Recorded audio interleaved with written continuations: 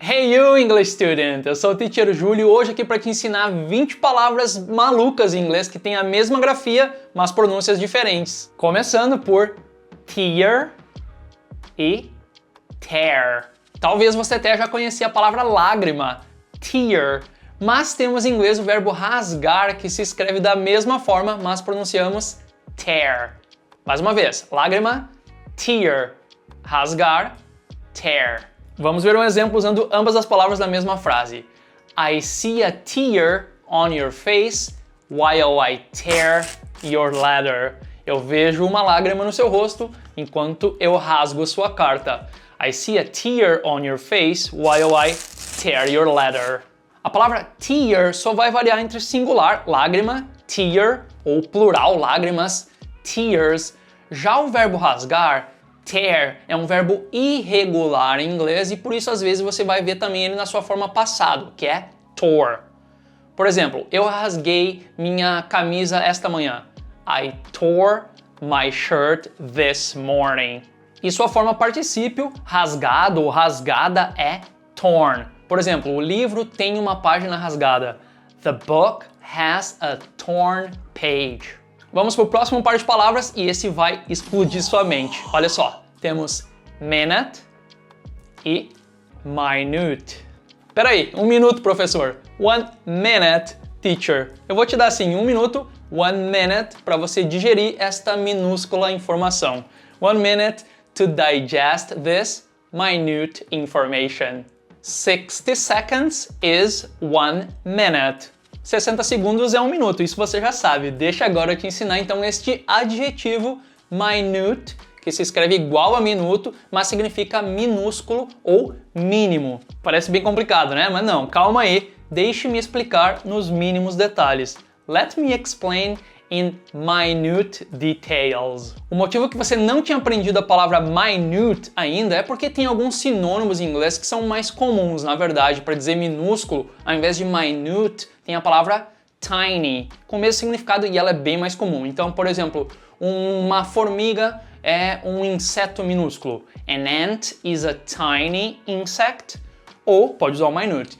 An ant is a minute insect. E com o sentido de mínimo, a gente também tem as palavras minimum ou minimal, que também são bem mais comuns do que minute. Antes de a gente ir para o número 3, eu quero lembrar que o aplicativo da English Bay, ele é gratuito para você baixar e estudar do iniciante ao avançado. Se você está curtindo esse vídeo, depois de assistir, vai na descrição e baixa o nosso app e continua aí expandindo o seu vocabulário. No app você também vai encontrar opções para você melhorar o seu speaking, tanto com inteligência artificial ou com grupos de conversação com professores que são diários para você praticar. Depois baixa o app, boa prática. Par de palavras com a mesma grafia e pronúncias diferentes. Número 3 é bass, bass. Bass é o instrumento musical, né? O baixo. Aí lembra então que a pronúncia é bass. Como variação também você vai ver, às vezes a gente se referir a esse instrumento como bass guitar. Tem também o contrabaixo, esse mais grandão que a gente chama de double bass. A palavra bass também pode se referir somente ao som mesmo, né? O som mais baixo, mais grave, né? Quando você aperta ali no seu rádio a função bass, você vai deixar os graves bem potentes, né? Mais aguçados. Agora não vá confundir com bass, que é o nome desse peixe. Bass, para o português, geralmente é traduzido como robalo, peixe robalo ou ainda perca. Como o bass é um peixe originário na América do Norte, ele é bem menos comum por aqui, por isso a nomenclatura aqui em português, as traduções podem variar um pouquinho. A gente tem o bass, que é de água doce, tem também o sea bass, né, o marinho, que é o que vive em água salgada, que no português geralmente chamamos de dourada. Se é o robalo, ou perca, ou dourado, o mais importante é você não confundir o instrumento bass com o peixe bass. Next, vamos pro próximo, que é lead, se pronuncia diferente de led. O verbo liderar, lead, é um verbo bem comum em inglês, tenho certeza que muitos de vocês já conheciam. Tem também a palavra leader em inglês, que é leader, né, que é uma variação do verbo liderar, lead. Vamos ver um exemplo com o verbo. O guia vai liderar a excursão. The guide will lead the excursion. Mesma escrita, mas com a pronúncia diferente, temos a palavra chumbo, que aí é pronunciado lead. Chumbo em inglês, lead. E em contrapartida, chumbo, lead, tem a mesma pronúncia, apesar de escritas diferentes, que o passado do verbo liderar. O passado de lead é led. Sorry, tenta não dar um nó no cérebro aí. Acho que a melhor maneira pra gente descomplicar é botar as duas palavras juntas em um só exemplo. Vamos ver. Um exemplo no passado, né? Chumbo liderou a contaminação do rio. Led the river contamination. Resumindo, lead e led têm a mesma escrita, mas pronúncias diferentes. Já led e led têm escritas diferentes, mas a mesma pronúncia. Seguindo então para o próximo par, content, content. Diferença na sílaba tônica, hein? Cuidado. Content, com a tônica na primeira sílaba, content significa conteúdo, como o conteúdo desse vídeo. Do you like the content of this video? Se você gosta do conteúdo desse vídeo, já deixa o like agora, né? Porque eu sei que depois você vai esquecer. O seu like ajuda muito o nosso canal a continuar crescendo, então te peço aí, deixa o like, please! Com o seu like eu vou ficar o quê? Content. Contente, satisfeito, tem a tônica na segunda sílaba. Content. E você, está contente com o conteúdo deste canal? Are you content with the content of this channel? Não esquece, sílaba 1, conteúdo, content. Sílaba 2, contente, satisfeito, content. Temos também mesma escrita, mas pronúncia levemente diferente em close, close. Essa diferença é bem sutil, seu ouvido pegou? Vamos mais uma vez. Close, close, close, com som de S no final. Close significa perto ou próximo. Por exemplo, minha irmã e eu somos próximos. My sister and I are close. Capricha nesse S no finalzinho ali. My sister and I are close. Minha casa é perto de uma escola. My house is close to a school. E lembra nesse caso a preposição to, você tem que usar, né? Próximo a, perto de, close to. My house is close to a school. Já o verbo fechar não é close, e sim close, com som de Z no final. Close. Feche seus olhos. Close your eyes. Deixe-me fechar a janela. Let me close the window. Eu vou fechar a porta perto do sofá. I will close the door close to the sofa. Nosso parzinho de número 7, bow, bow.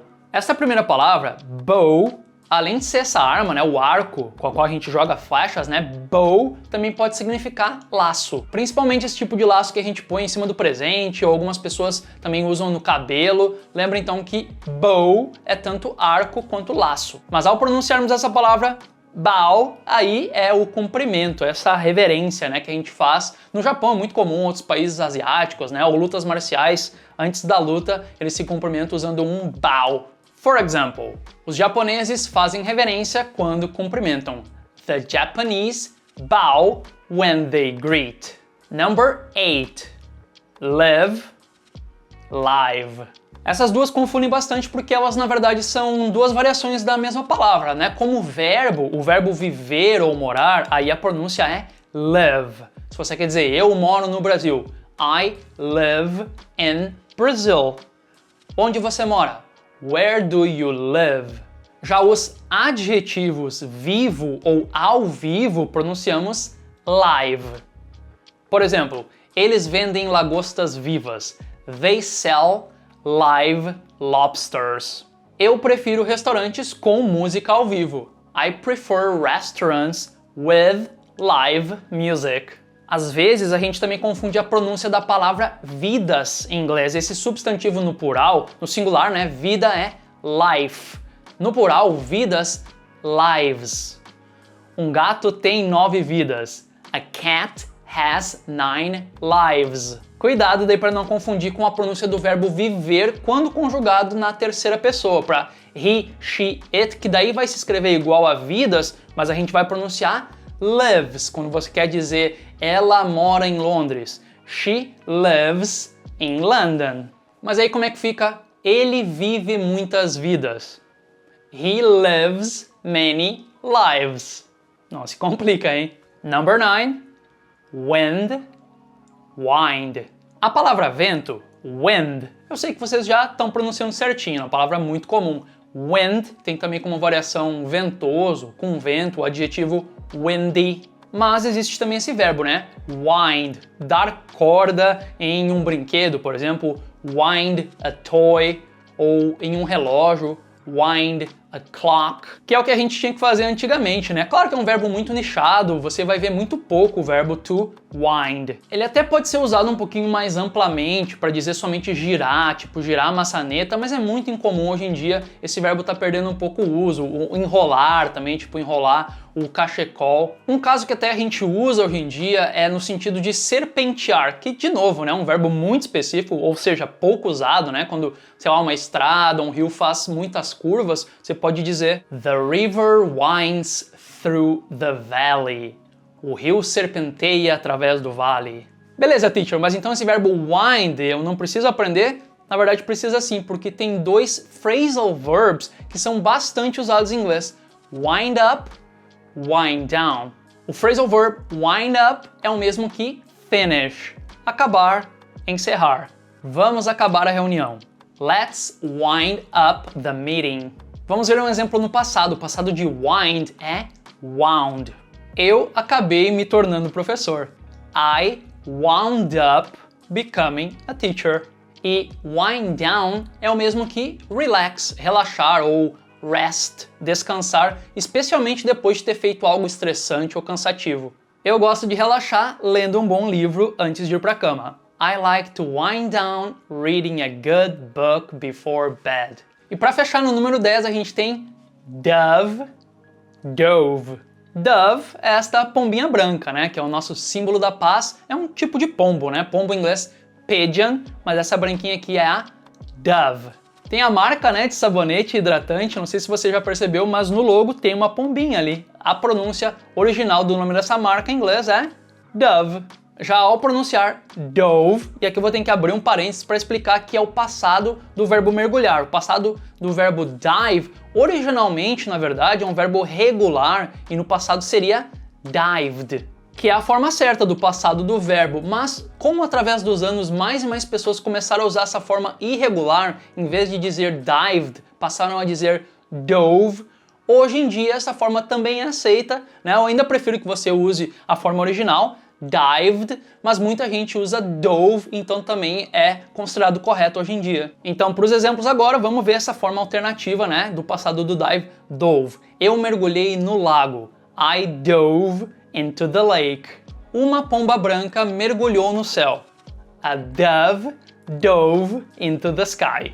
E é isso aí, galera. Quantas você acertou? Quais te pegaram completamente de surpresa? Eu quero que você compartilhe comigo nos comentários. Sempre você deixando um comentário aqui embaixo do vídeo, qualquer que seja, ajuda muito o engajamento do vídeo aqui no YouTube. Então te peço para deixar um comentário que vai ajudar bastante o meu trabalho. O seu like também, se o vídeo foi útil, se inscreve no nosso canal e o link do aplicativo para você baixar tá aqui na descrição. Depois baixa lá e segue estudando. A gente vai se ver na próxima. See you next time!